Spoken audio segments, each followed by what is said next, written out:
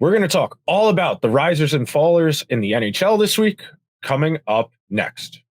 You're Locked On NHL, your daily podcast on the National Hockey League. Part of the Locked On Podcast Network, your team every day.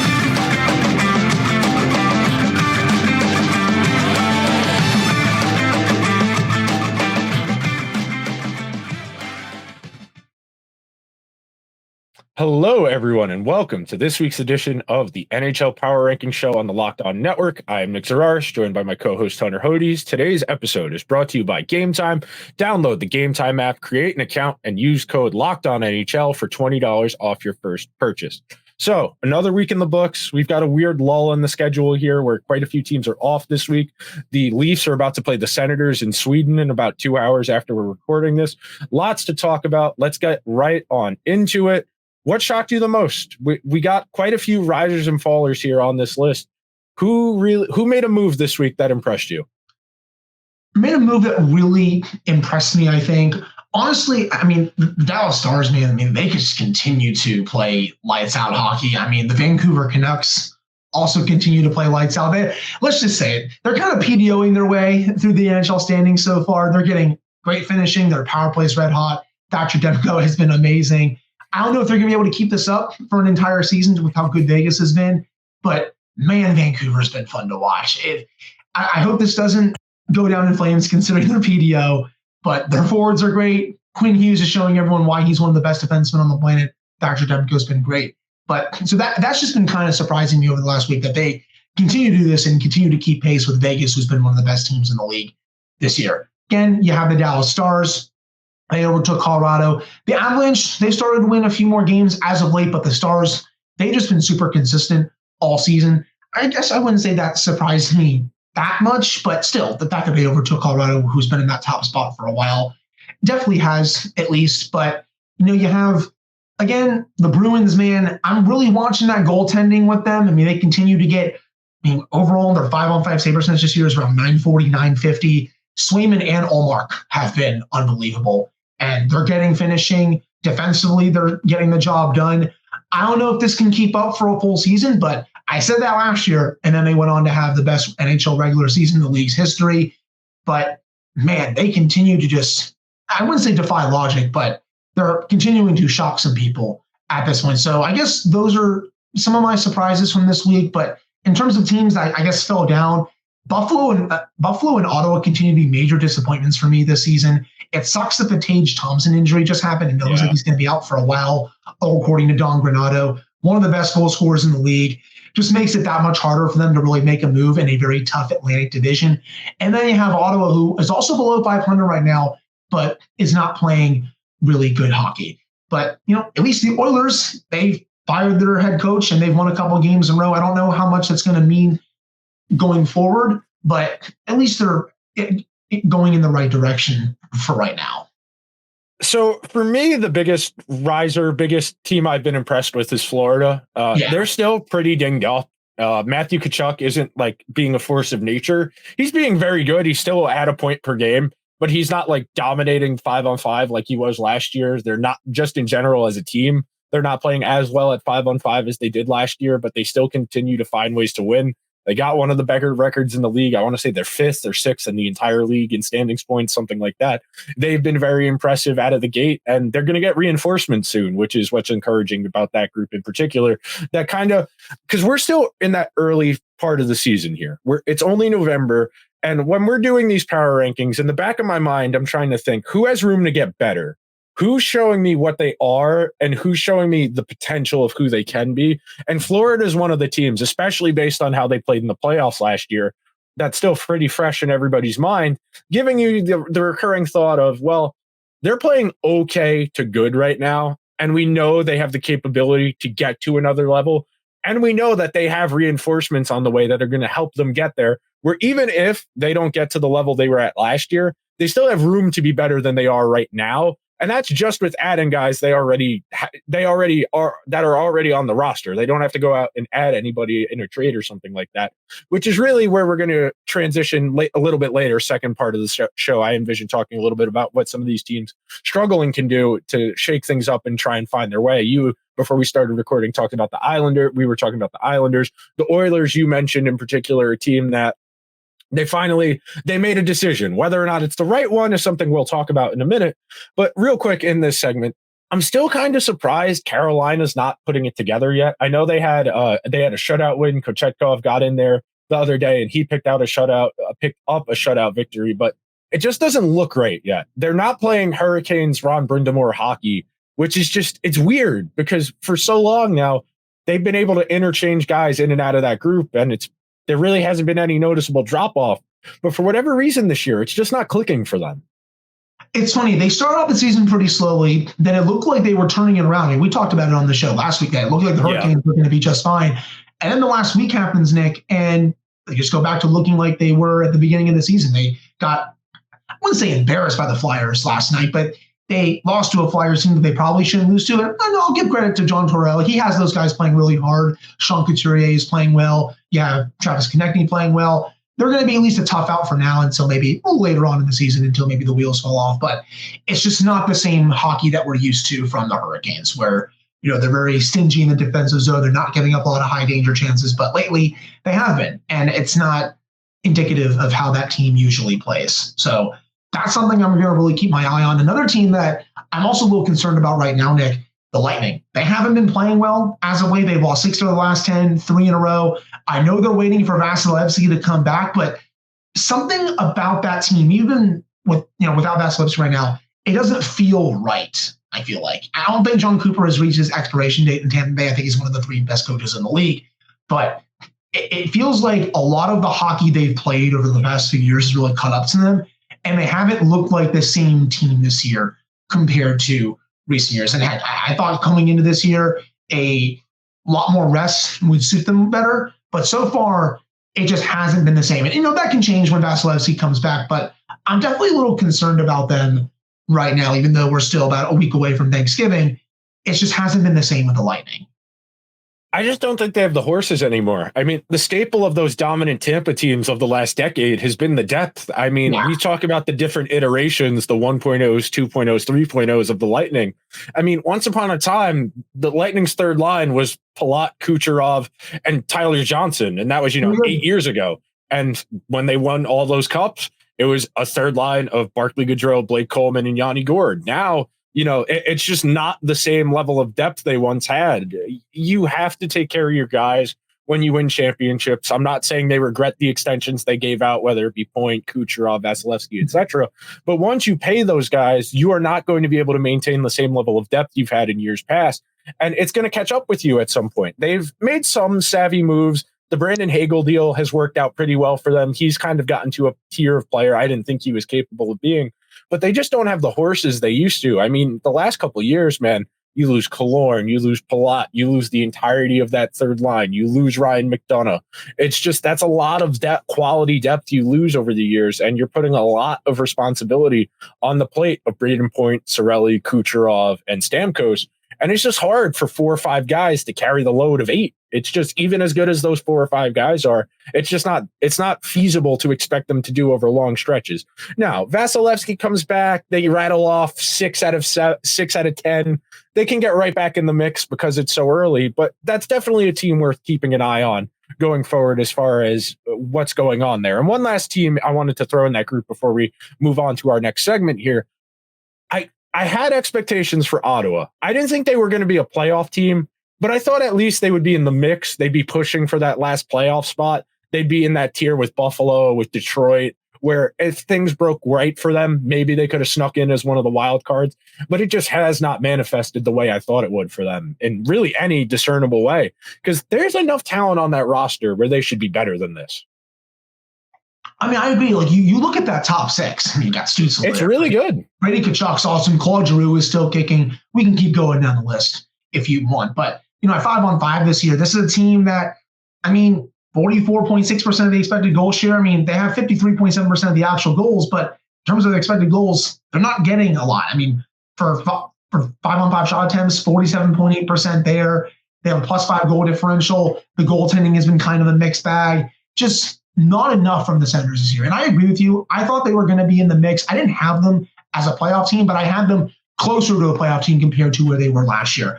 And I think this does beg the question with them. Do they need a new voice in the room? I've seen some Ottawa fans that, well, at least a couple that I'm closer with on social media, say that I think they want to see a coaching change at some point. And I know we all know how Brady Tkachuk feels about that. He is very much a DJ Smith guy. He barked back to the media more than once this season after a bad performance. But I agree. I mean, I know the situation there is not easy. You also have the Peter Doherty situation, the ownership situation just finished up.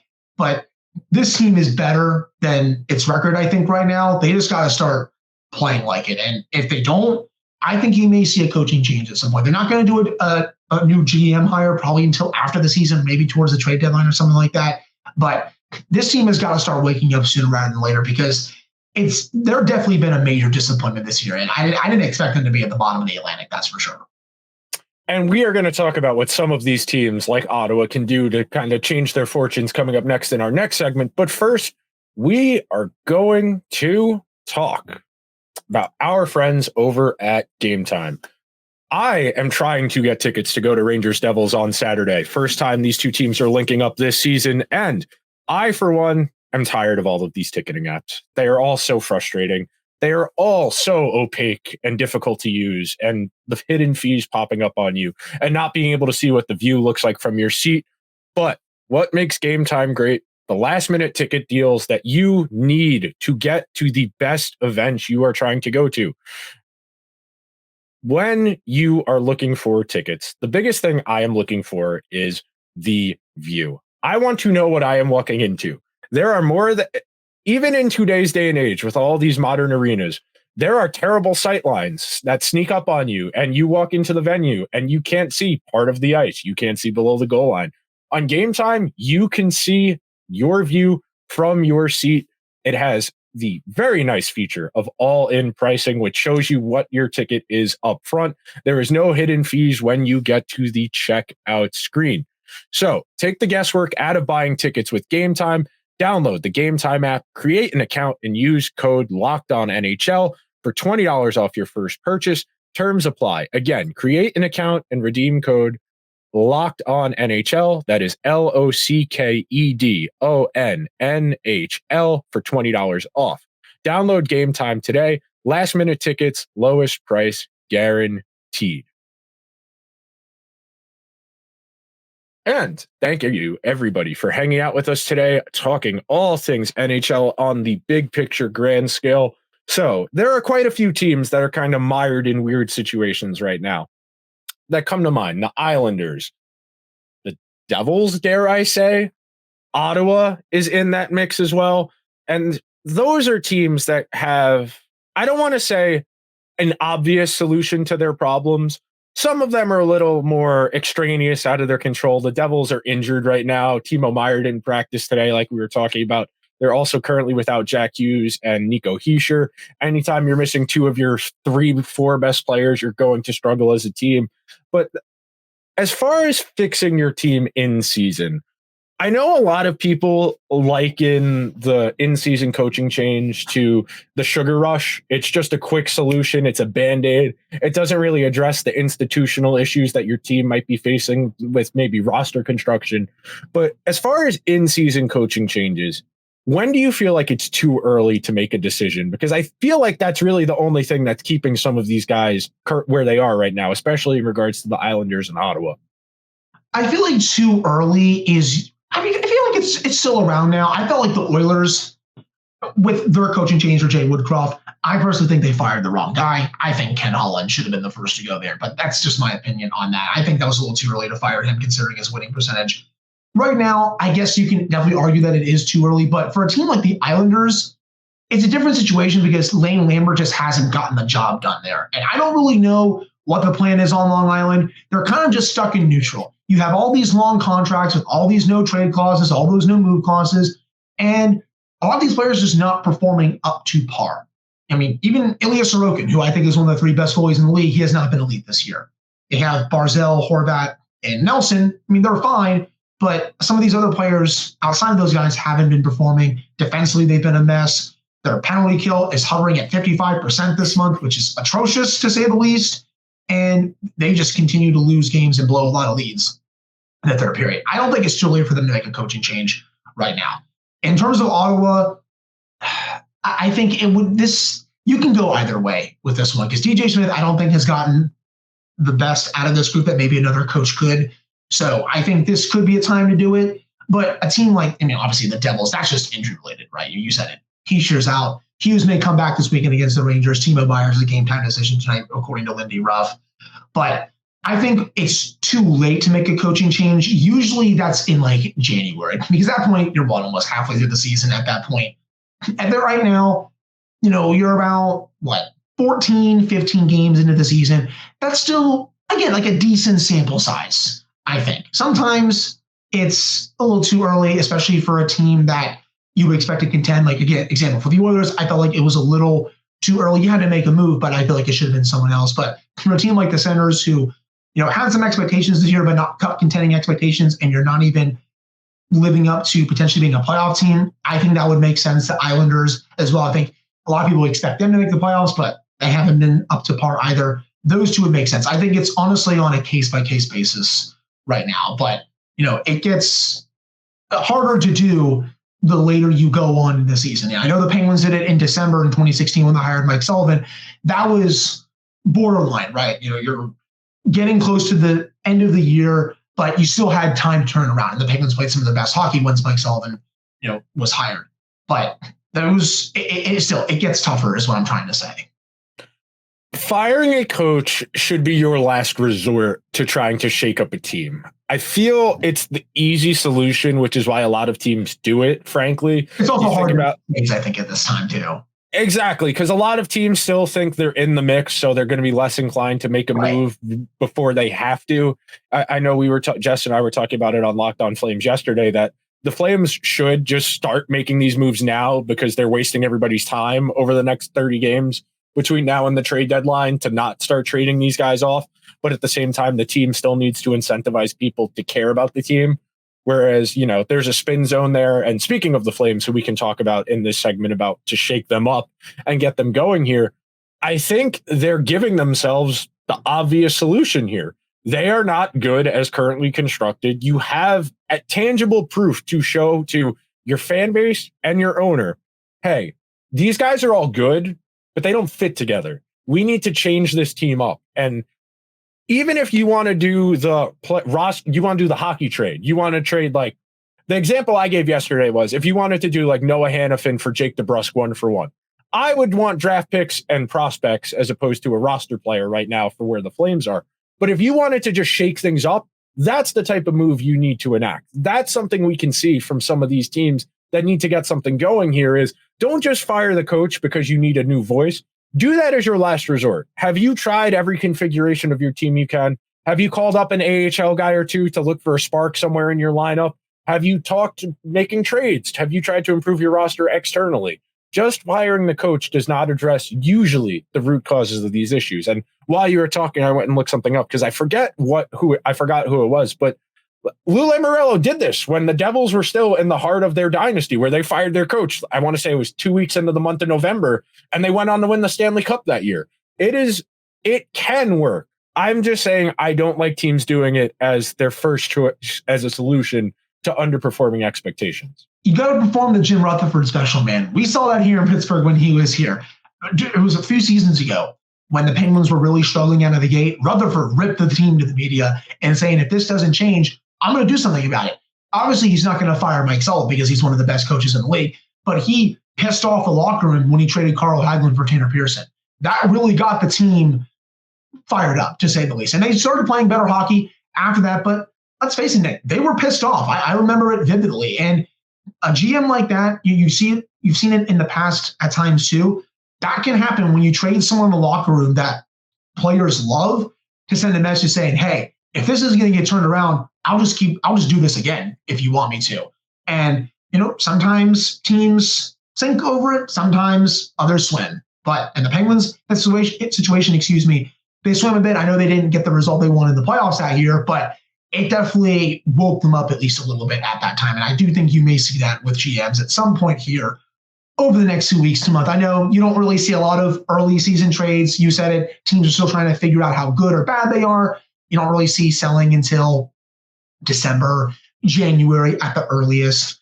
But that's still something that I feel like more GMs should try to do, is a big shake-up trade during the season instead of firing the coach.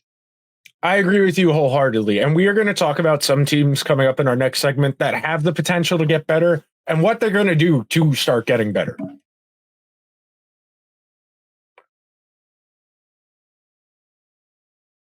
But first, we are going to talk about our friends at FanDuel. Tonight, the Ravens are playing the Bengals. Very big game in the AFC. Chiefs-Eagles on Monday. We are in the thick of the NFL season.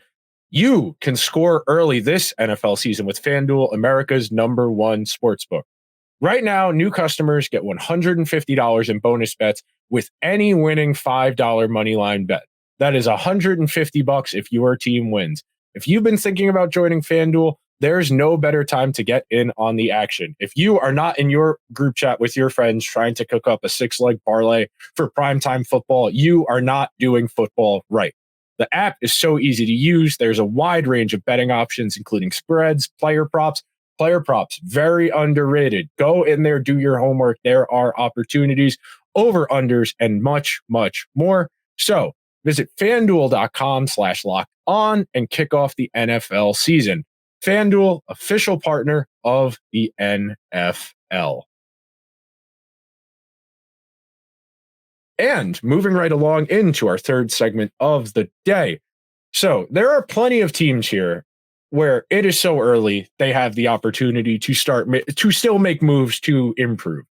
I think realistically, we're both in the same opinion that Carolina and the Devils will get better than they are currently playing right now. Washington is probably not as good as they are playing right now. Philadelphia is probably not as good as they are playing right now. Right. I agree with that. I think at the end of the season, you are going to see New Jersey and Carolina in the top 3 of the Metro. Washington has really surprised me so far. I've looked at their hockey stat cards after every game. Almost everyone is in the negative, and I'm like, how are they continuing to win like this? And then you go look at what Lindgren is doing in net, and it's like, oh, okay, so they're getting really good goaltending, basically. And heck, honestly, Alex Ovechkin hasn't even been that good this season. He only has 4 goals.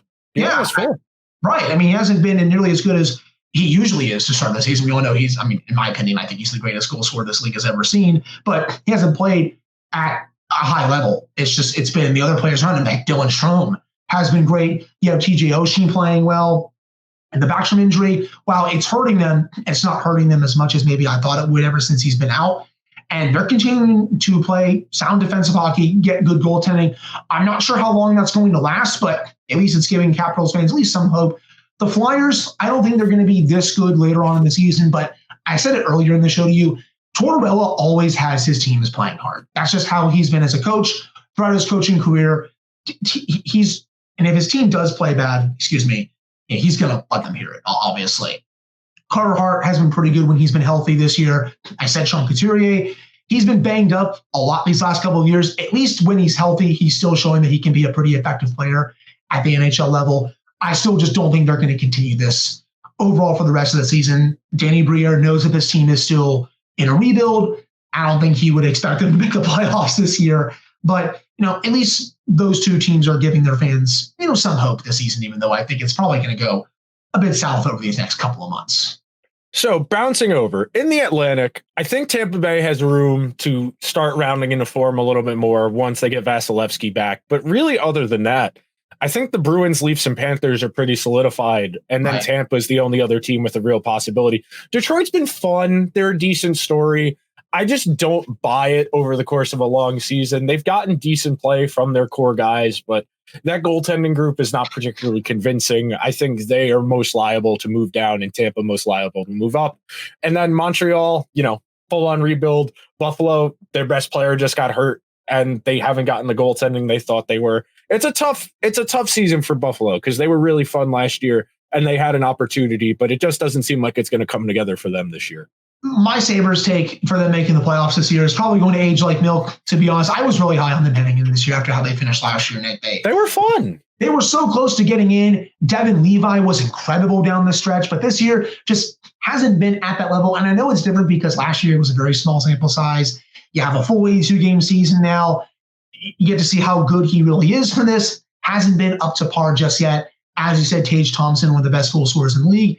He's been banged up, and some of their other forwards just haven't been up to par either defensively. They've also been a little bit of a wreck this year. Just maybe not ready just yet, or maybe not as ready as I thought they were overall. Montreal, I do see them falling a little further behind in the standings. It's been nice to see them at 7-7-2, but I don't think this is going to last too much longer. I mean, they have a -10 goal differential, which is the worst in the division, and they're still ahead of a couple of teams.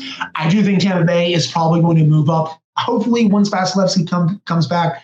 The Red Wings, they had that really nice hot start to the year. They led the league on fire, looking like, oh, this team is maybe going to make the playoffs, break their drought. And they still may, and they're just not playing as good as they were maybe 2-3 weeks ago. And just going back to the Metro just for a second, it's been nice seeing the Penguins win 5 in a row. They honestly probably saved their season with that 5-game winning streak. They're a couple points out of some of the top teams in the Metro, but nasty stretch coming up for them. I think we're going to see what the Penguins are truly made of when these next few games against New Jersey, Carolina, Vegas, Rangers, Toronto, Buffalo is in there too. We're going to see what this team is made of over the next couple of weeks. All right, we've been showing our East Coast bias and talking way too much about the Atlantic and Metro this entire episode. So real quick to hit the Central and the Pacific. The Ducks are very fun. I don't think the Ducks are actually good, but they are very entertaining to watch. If you haven't stayed up to watch the Ducks on one of those 10 p.m. puck drops, do yourself a favor and do that before the magic wears off, because all of their games are very exciting. They generate a lot of offense and they play no defense whatsoever. John Gibson is not a corpse this year. Also, he's actually playing decent hockey, for a change. And he's been really bad these past few years, Nick, but he's turning it around this year, which is nice to see, because I do think the league is better off when John Gibson is playing at a high level. I just didn't think he would get back to this at some point, but it also does help that the Ducks are not nearly as bad as they were last year. You're right, man. They're fun. I mean, Zegras is starting to wake up a little bit. Mason McTavish is incredible. Toronto's off to a hot start. This team can score, but as you said, they can't defend whatsoever, so it makes watching their games so much fun. Yeah, they are in that category. Arizona, I would also put in that category of scrappy, pain in the butt to play against, annoying type of team. They deserve a little bit of love where they are. They're only 5th in the power rankings for the Central Division, but I could see a world where they could jump the Blues, where the Blues are the epitome. That's my question. It's pure.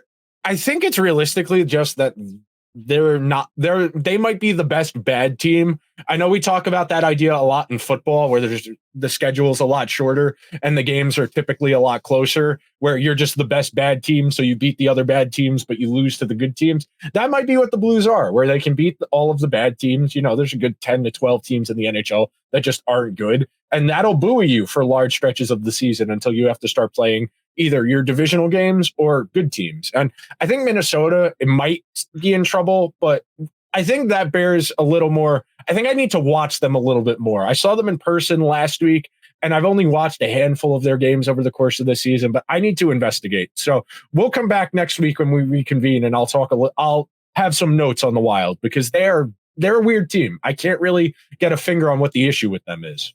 I don't think they're this bad. No, I don't think so either. No. And I know they have obviously the very obvious cap recaptures on their salary cap right now, and it's going to continue to be that way for the next few years. That's really hindering some of their ability to make some of these hockey trades, just because they have all that money tied up to some of these players. But I really don't think they're this bad. I mean, Philip Gustafson was great last year, hasn't gotten to that level just yet. Kaprizov's obviously incredible, but I want to believe that the Wild will turn this around, because I do think when they're playing well, they're probably the 3rd best team in this division. But talent-wise, yes. Go ahead. Talent-wise, Minnesota's the 3rd best team in this division, and I don't think it's particularly close. But they haven't played up to their talent. It's the same thing I say all the time in regards to the Flames. It's great you're a talented team, but if your talent doesn't play well, you're just not a good team. Right. No, I agree with you overall. And just looking around the rest of the Central here, we all know how bad Chicago is, but Connor Bedard is probably going to win the Calder. He's been unbelievable to start this season. And then Nick, Nashville, 5-10. I still don't know what the plan is for the Predators and Barry Trotz. Is this the plan to be really bad this year, but not. They made a lot of moves that looked like they were trying to make the playoffs over the offseason, but that's just not working out right now. And I like the Andrew Brunette hire. I think he's going to be a good coach in this league. He showed it with the Panthers, but so far, I just don't know what the full plan is for the Predators. But I feel like they should honestly thinking about bottoming out and starting over, just because I don't think this team is close to a playoff team right now. It also doesn't help that UC Saros is not having a good year as of yet. That is a good idea for something we can discuss next week in one of our segments. We will talk about teams that are in that middle class and what direction they should go in. But that will do it for this week's episode of the NHL Power Rankings. Make sure you are subscribed wherever you get your podcasts, available on YouTube as well. That will do it. Hunter, any last words before we get the people out of here? No, I mean, I really appreciate everyone listening to this one. I mean, you said it for the Pacific. It's been a lot of fun. Vancouver and Vegas are having a blast going blow for blow, with each other. LA, I think, is a contender this year. The Ducks are fun, but outside of that division is just really not good. And, I still feel for Sharks fans. It's going to be a long year for that poor franchise out there. All right, that'll do it for us. We'll see you guys next week.